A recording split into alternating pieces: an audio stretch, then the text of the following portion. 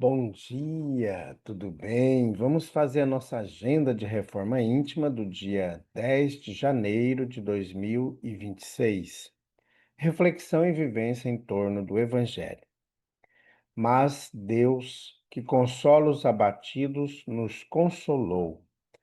Segundo Coríntios 7:6. Meta do mês: cultivar a perseverança e combater a desistência. Sem perseverança no bem, não há caminho para a felicidade. Emmanuel, no livro Fonte Viva. Meta do dia: cultivar a perseverança, sem desfalecimentos, nem abandonos dos objetos superiores, dos objetivos superiores. Sugestão para a prece: prece pelos parentes e pessoas que nos são queridas. Graças a Deus, bondoso Jesus. Nós queremos agradecer nesse dia pela semana que está findando, colocar a próxima semana em tuas mãos. Também queremos agradecer pela nossa família, pelo nosso pai, nossa mãe, nossos irmãos, nossos sobrinhos, nossos cunhados, nossos filhos, nossos netos. Queremos colocar em tuas mãos também nossos avós, tios, todos os parentes, todos os nossos amigos, todos os nossos colegas de trabalho, todas aquelas pessoas que fazem parte da nossa vida. Que o seu amor possa envolver a todos nós nesse dia. Graças a Deus, que Deus seja louvado.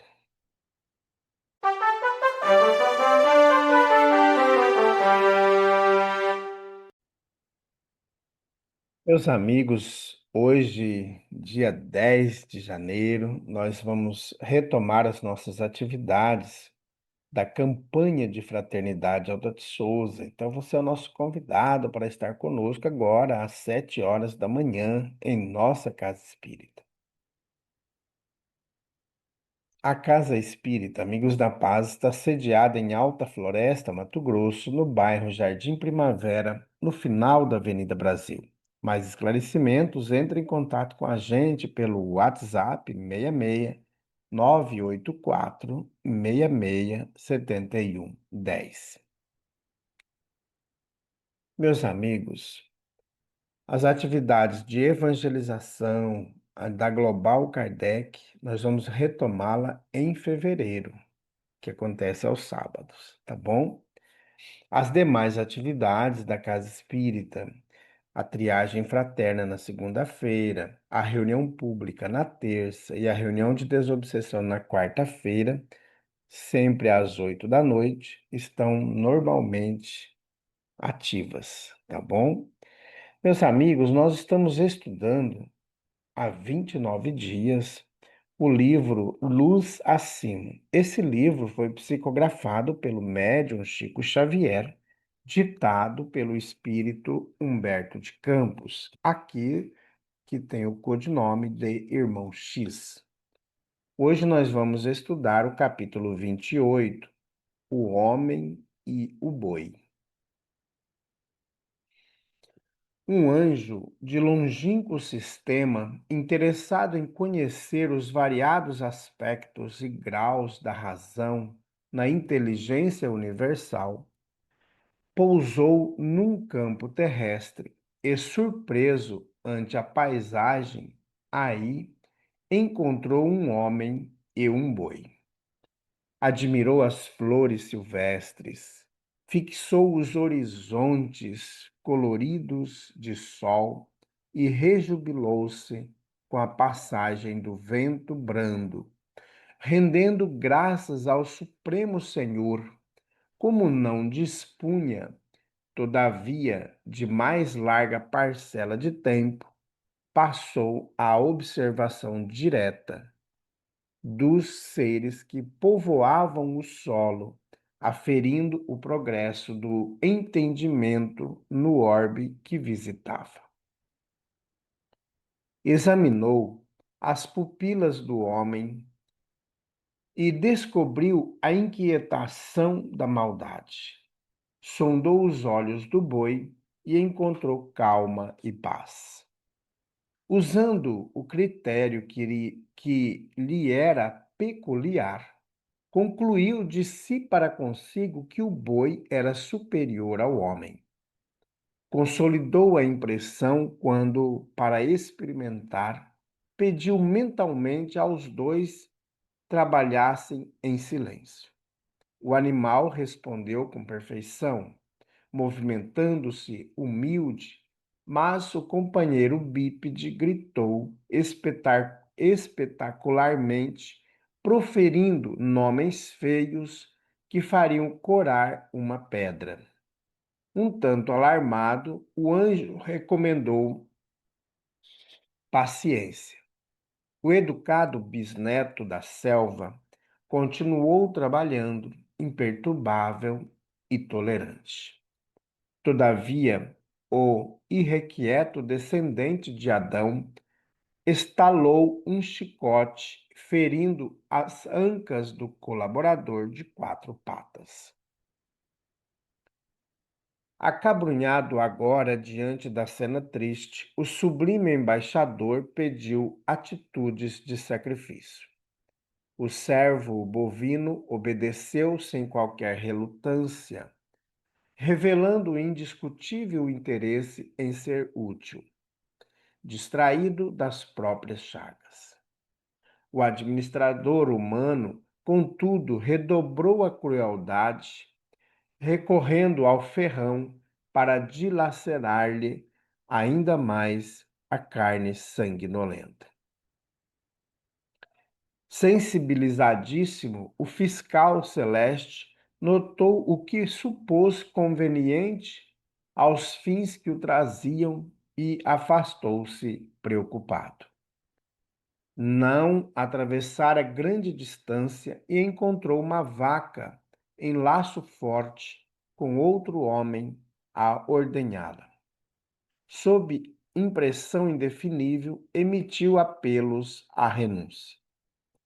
A mãe bovina atendeu com resignação heróica, prosseguindo firme na posição de quem sabia sacrificar-se, mas o ordenhador, antes que o emissário de cima os analisasse de perto, porque certa mosca lhe fustigava o nariz, esbofeteou o úbere da vaca, desabafando-se.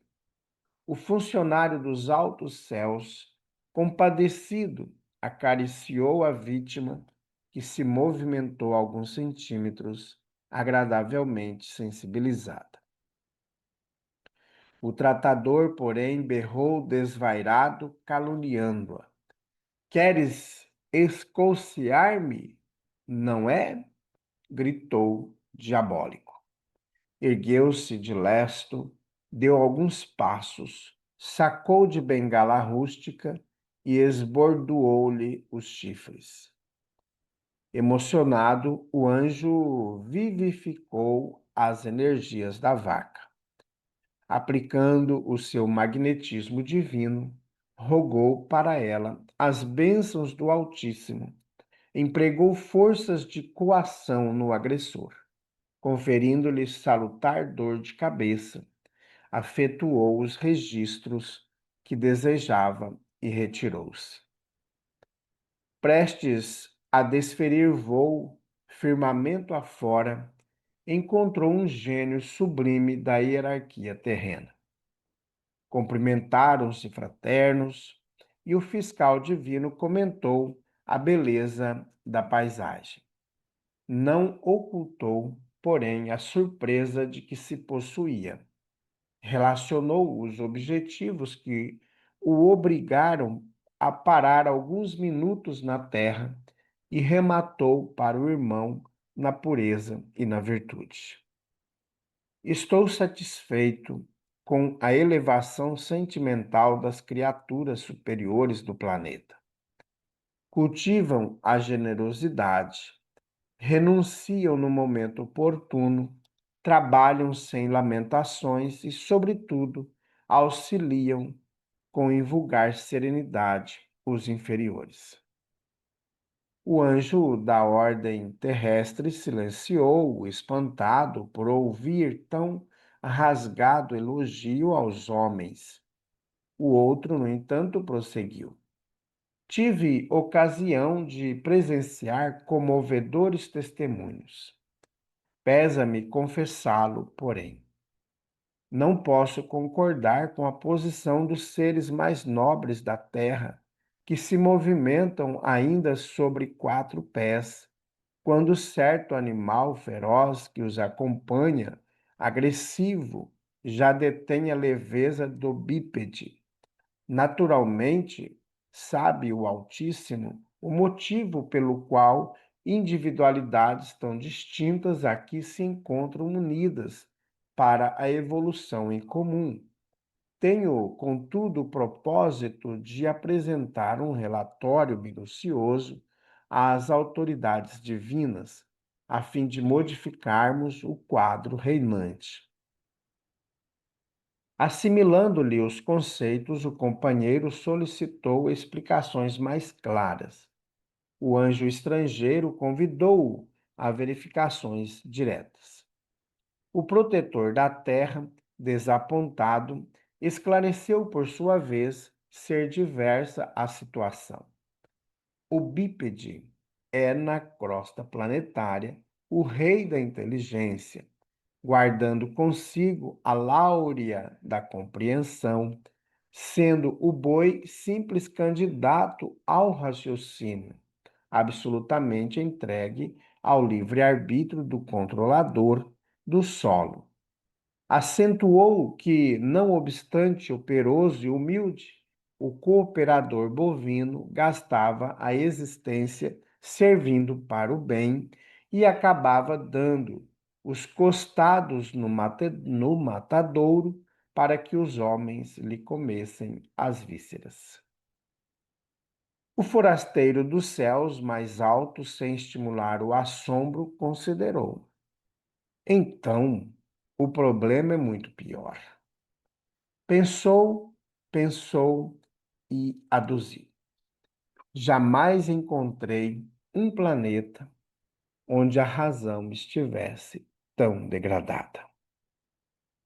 Despediu-se do colega, preparou o afastamento divino sem mais delonga e concluiu: apresentarei relatório diferente. Mas ainda não se sabe se o anjo foi pedir medidas ao trono eterno para que os bois levantem as patas dianteiras, de modo a copiarem o passo de um herói humano, ou se foi rogar providências aos poderes celestiais, a fim de que os homens desçam as mãos e andem de 4 à maneira dos bois. Espírito Irmão X. Meus amigos, que conto interessante, né? E,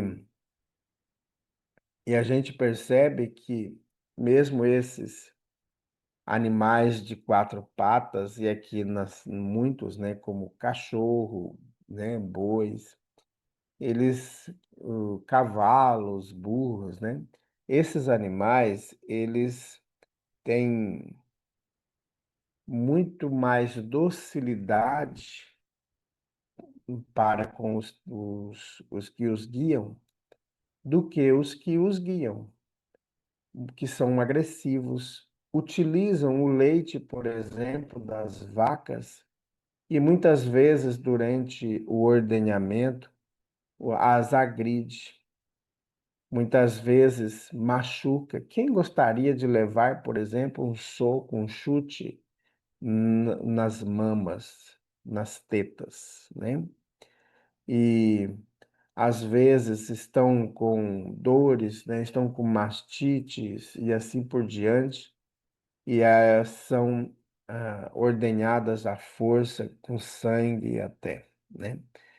E a gente vê, nós que somos seres inteligentes, que nós nos colocamos nessa condição de seres inteligentes, Nós utilizamos da perversidade, do mal, para agredir o outro, para matar o outro, para expoliar o outro, para provocar danos tão dolorosos em famílias inteiras, assassinando seus entes queridos.